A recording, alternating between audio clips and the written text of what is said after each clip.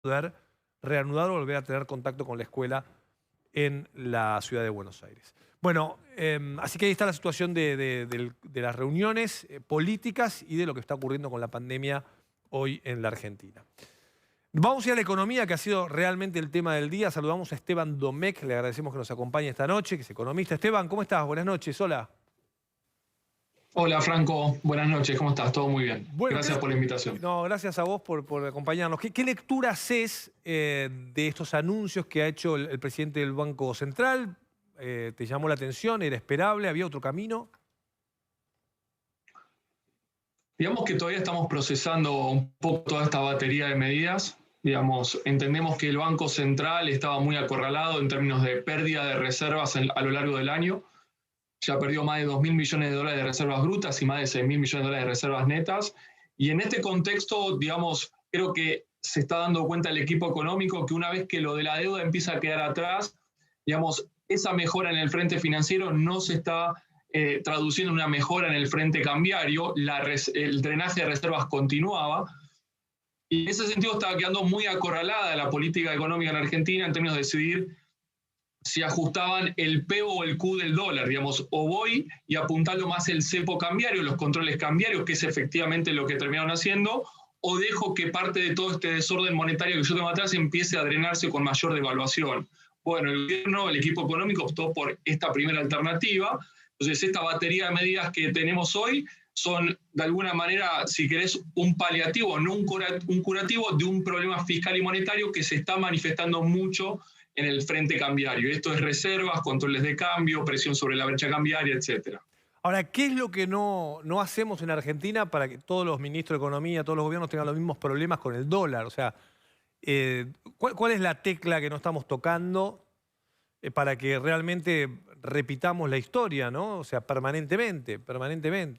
No salgamos de esta situación, ¿no? Es como volver a hablar una vez más de los problemas que Argentina tiene con el dólar. O sea, la diferencia, entiendo yo, con lo poco que sé de economía, es que hoy a Argentina nadie le presta un peso y entonces no tiene cómo financiar su gasto, ¿no? No hay nadie que le preste a la Argentina hoy dólares, no tiene cómo financiar el gasto. Sí.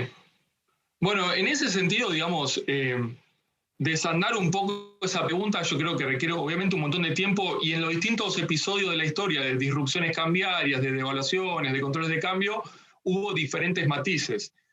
Para poner en contexto la situación actual, tenemos un estancamiento estructural que hemos hablado varias veces, 8 años de estancamiento, 2 años de recesión en la fase 2018-2019, que entró, si querés, la economía argentina, y en el marco de esa situación te agarró un gobierno nuevo, el coronavirus, en el segundo trimestre de este año.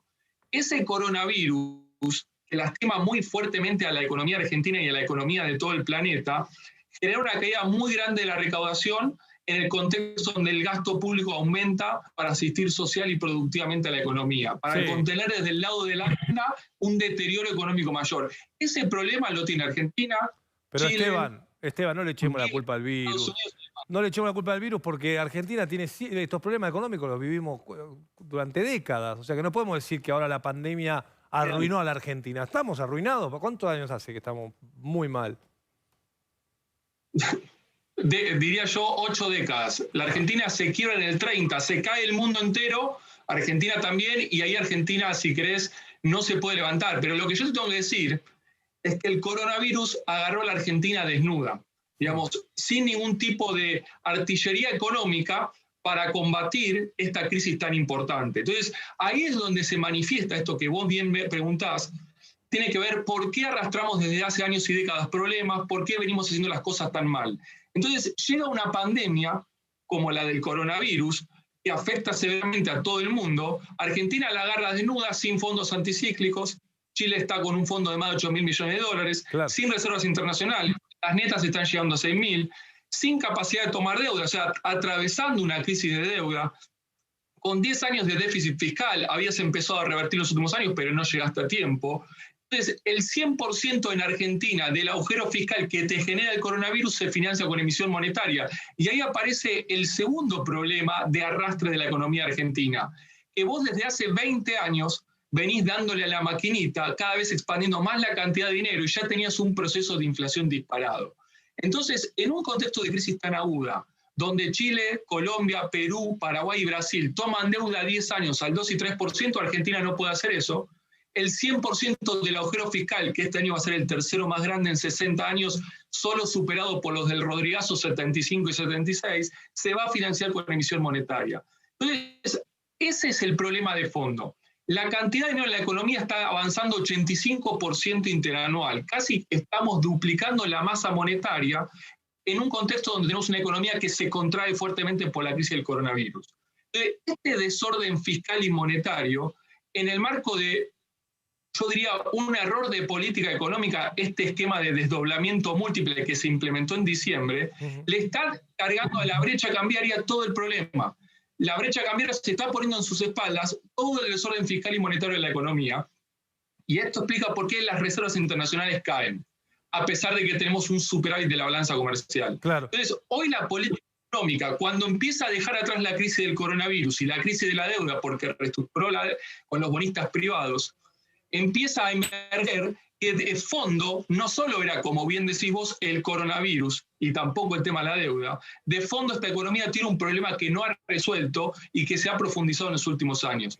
Ahora, particularmente por la positiva, la economía, para que se entienda sencillamente, tiene dos grandes válvulas que representan el equilibrio macroeconómico. Uno es la externa, cuántos dólares necesita esta economía; otro es la fiscal, cuántos recursos necesita el sector público nacional. En este contexto, la externa se te dio vuelta y se te puso positiva, solucionaste uno, pero la fiscal se te hizo fuertemente negativa. Esa monetización que te genera esta segunda válvula está presionando muchísimo al Banco Central, a las reservas, y eso explica por qué hoy tenemos las medidas que hemos visto a últimas horas de la tarde. Sos muy claro, Esteban. Y te quiero preguntar, te iba a preguntar qué puede hacer la gente, y después pensé y dije, pero la gente ya sabe qué va a hacer. Ya sabe qué hacer, porque esto es una crisis permanente, con lo cual uno fue aprendiendo. Entonces, te pregunto al revés, ¿qué pensás que va a hacer la gente ante estas nuevas restricciones? ¿Cuál es el resultado de esto? Mirá, la historia nos dice que cuanto más controles vos implementás en el mercado de cambios, más ahuyentás la oferta, estás bloqueando la demanda de los que ahorran, de los importadores, de los que tienen que comprar dólares para pagar financiamiento de afuera o créditos. Entonces, el cepo en ese sentido es muy efectivo para bloquear la demanda, pero ahuyentás la oferta. Entonces, si vos ves el mercado de cambio, es un mercado que se va achicando. Entonces, esa oferta se empieza a canalizar más al dólar blue, a alimentar esa demanda que vos estás corriendo del mercado oficial al mercado paralelo. Entonces, doña Rosa, mañana que le sobran 10.000 pesos o 30.000 o lo que fuese, como siempre en Argentina, tiene que tomar una decisión patriótica de poner un plazo fijo al 33% que va a perder contra la inflación, o comprar el canuto, los 100, 200 dólares para guardar en el colchón. Yo a esto le agrego incertidumbre política, incertidumbre económica, lo del coronavirus que todavía cuesta dejar atrás, y una historia de 20 defaults, confiscaciones, planes Bonex, corralitos y demás. Claramente la gran mayoría de la gente, y acá está el problema, porque el combustible monetario es muy grande, mañana mismo te va a ir a presionar la brecha cambiaria. Entonces, yo estoy forzando, sin lugar a dudas, a que de vuelta el problema macroeconómico se lo cargue la brecha. Y eso es un montón de argentinos. El mes pasado casi llegaron a 5 millones de personas que van y te compran el oficial, y otro tanto, que ya no pueden comprar por una cuestión de cupo, también van y te compran en el paralelo, valga lo que valga. Claro. Era lo que pensaba. Sí, sí, claro. No, es así. Es que es lo de siempre, Esteban. Por eso digo, no puedo entender por qué tocamos siempre, ¿no? Estamos como encerrados en la misma lógica. Entonces, ahí me lleva a la otra pregunta. Entonces, si claramente todos sabemos cómo funciona, lo sé yo que no soy economista, digo, vos lo podés saber porque estudiaste el tema, pero digo, ya lo sabemos todos cómo va a funcionar esto de las restricciones. Lo que no entiendo es qué ganó el gobierno tomando esta decisión, porque lo que va a pasar es que va a haber como pequeñas devaluaciones donde el dólar va a ir subiendo. El blue, digo, lo único que vas a poder comprar va a empezar a subir, va a empezar a estar otra vez presionado. Yo creo que el gobierno y puntualmente el equipo económico se está jugando una última carta, que la primera era si sale bien lo de la deuda, mejoran las expectativas, la confianza, la brecha baja. y toda esta masa monetaria no nos presiona. La segunda carta es: yo pongo el presupuesto sobre lo que sucedió hoy, Sí. y si más o menos los agentes empiezan a ver que yo voy a hacerme cargo del verdadero problema de la economía argentina y en el marco consigo el aval del Fondo Monetario, cosa que se va a tener que negociar en los próximos meses, esa puede seguir la segunda carta que hoy acaba de poner en juego el gobierno. Digamos, claramente el control de cambios, y un control de cambios que se va profundizando, no es una intervención económica que en términos, si querés, médicos, esté resolviendo el problema. Es, digamos, un paliativo, no un curativo, y esto el equipo económico lo sabe.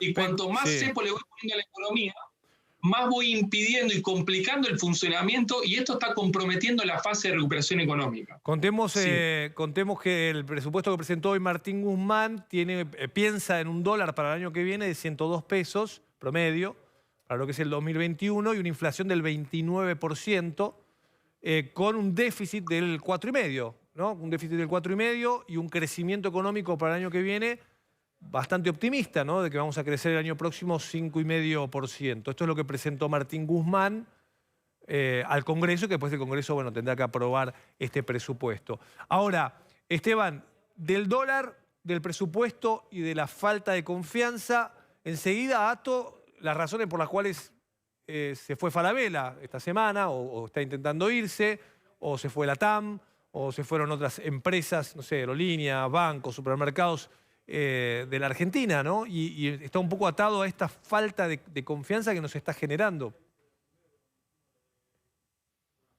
Sí, en realidad ahí el cuadro se complica más, porque yo al sector empresarial, y cuando hablo sector empresarial hablo de la gran corporación y del comercio de barrio, o sea, es un espectro realmente grande y heterogéneo.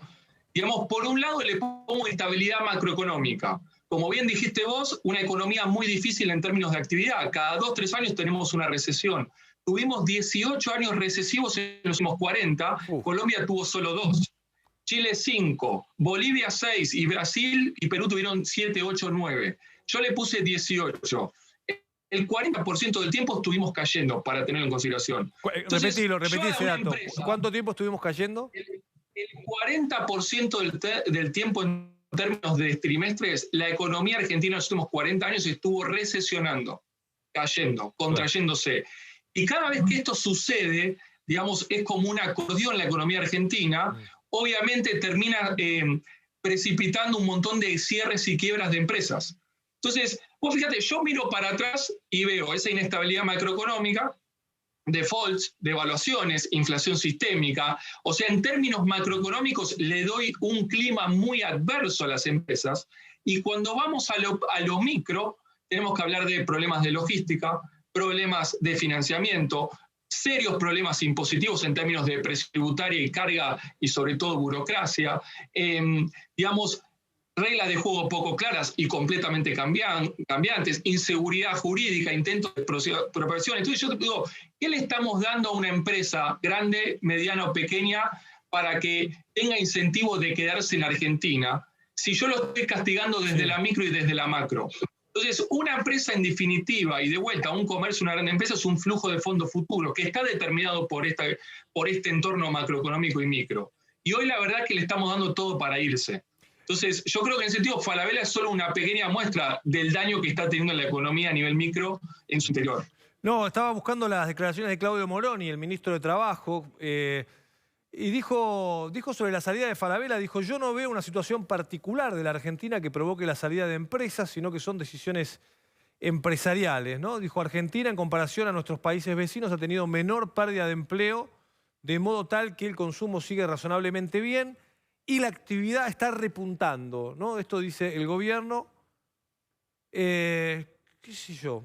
No sé, a mí me da mucha pena que no se haya hecho nada, ¿no? La TAM se fue, dejó 1.700 personas sin trabajo y la verdad es que el gobierno pudo haber hecho algo para retener a la empresa, decirle: mirá, sentémonos a ver cómo hacemos para que no te vayas, para que no cierres, no bajes las persianas. Lo mismo con estas empresas tan grandes que dan mucho trabajo en la Argentina, ¿no? O sea, y es trabajo privado y trabajo en blanco, que no es lo que nos sobra además en la Argentina. Sin embargo, la reacción es: acá no pasa nada, ¿no? Es como que es una sensación de la política que... Es que, sí. Lamentablemente nos estamos acostumbrando a eso. Digamos, entonces, una personería jurídica, una empresa, digamos, que cierra, son un montón de puestos de trabajo que dejan de existir, y además recomponer esa empresa el día de mañana, que una empresa decide invertir, claramente es un proceso que lleva tiempo.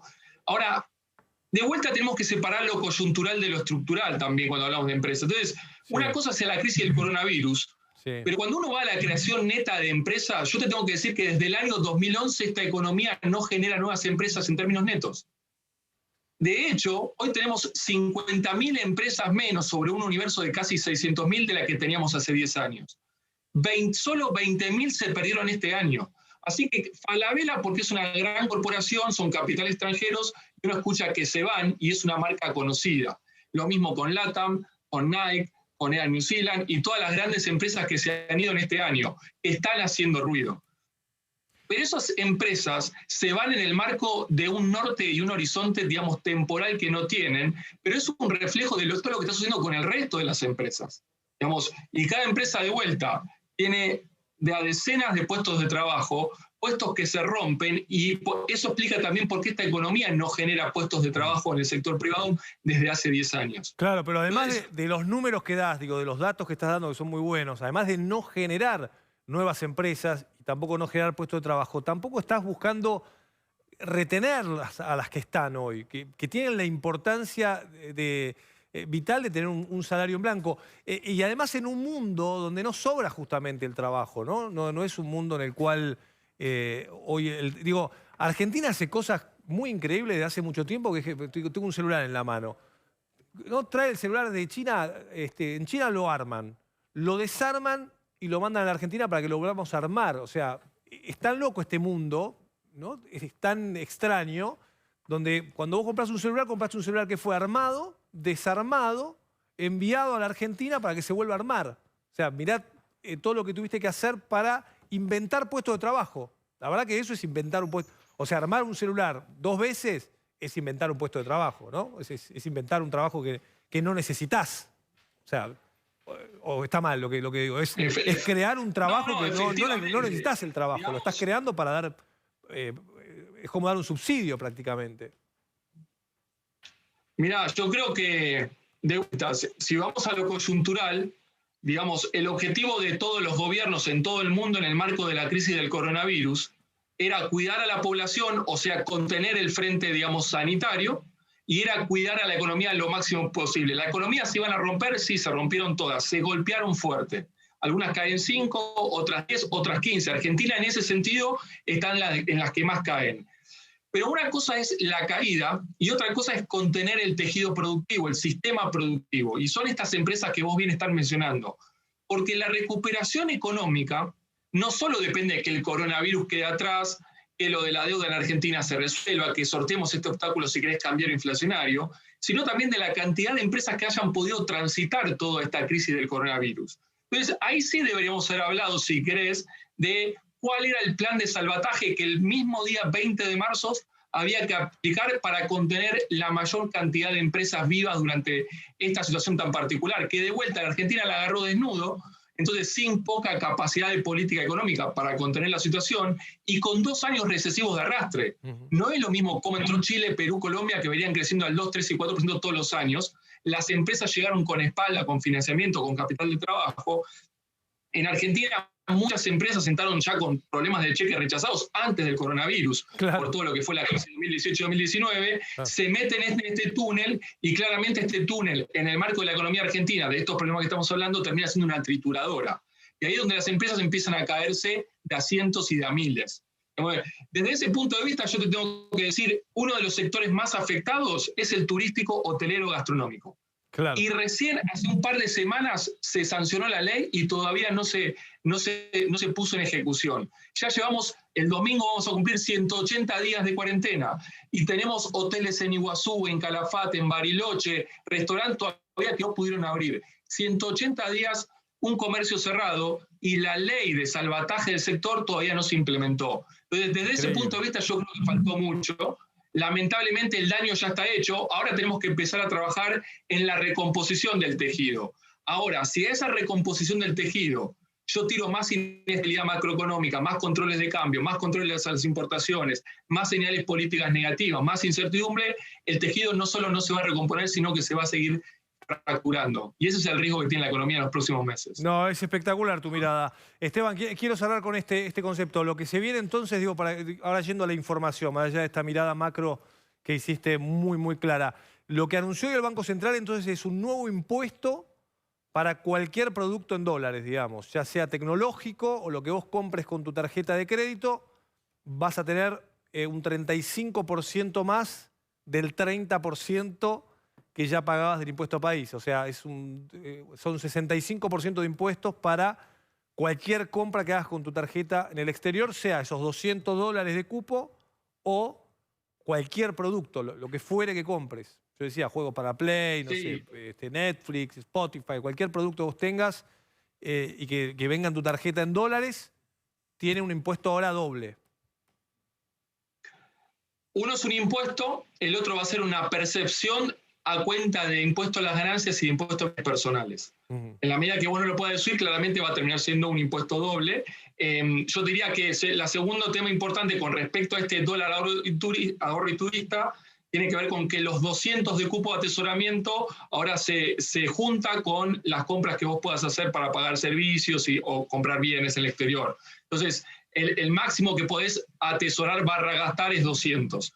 Después hay otras medidas que tienen que ver más con operaciones en el mercado financiero, temas de parking, y a mí la que más me preocupa es el tema del acceso a dólares para empresas para poder pagar pasivos en el exterior, que les limitó hasta un 40% de los compromisos. Digamos, esto está dejando muy acorralado, sobre todo a grandes empresas que son las que más están fondeadas con el exterior. Digamos, de alguna manera te diría que está dejando acorralado a las empresas a un cuasi default privado, tal vez un default selectivo, habrá que ver si consiguen o no refinanciar el resto del 60%, pero claramente el Banco Central les está diciendo, de todo lo que te vence en dólares de acá hasta fin de año, yo te voy a dar solo el 40%. El resto refinanciarlo. ¿Eso complica, por ejemplo, complica importaciones? Suponete que tengas que importar, no sé, medicamentos, no sé, computadoras, qué sé yo, lo que fuera que tengas que importar. ¿Quiere decir que esa empresa no puede girar para pagarle a su casa matriz lo que importó? Puede traer complicaciones, esto es para, hasta donde he leído, para el pago de préstamos vigentes, digamos. Ahora, si vos tenés que cancelar ese préstamo, no tenés cómo hacerlo para después poder triangular otras importaciones, ahí puede traer además complicaciones, si querés, en la parte de importaciones. En principio, yo te diría que genera un problema muy importante en términos financieros para las compañías. Si trae además un correlato comercial por imposibilidad o complicaciones para importar, lo sabremos próximamente. Gracias, Esteban, por estos minutos. Mando un abrazo. Gracias por acompañarnos. Gracias a vos. Bueno, Un Esteban abrazo. Domecq, clarísimo, ¿no? Sobre la economía, las nuevas medidas que anunció el gobierno nacional, cómo nos impactan a todos en esta Argentina que vuelve, ¿no? Una y otra vez sobre el mismo tema, con las mismas medidas.